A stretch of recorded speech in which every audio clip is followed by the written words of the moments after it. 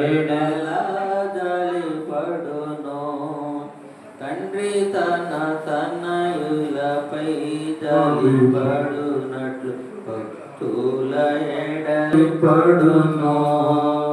నా ప్రాణమా నా సర్వమా నా ప్రాణమా నా సర్వమా ఎన్నో మేలులతో తృప్తిపరచున్ నీ యౌవనమును నూతన పరచున్ నిన్నో మేలులతో తృప్తిపరచున్ నీ యౌవనమును నూతన పరచున్ ఆదితులకు బహు న్యాయము తీర్చు యెహోవా ఎంతో దయాళుడు.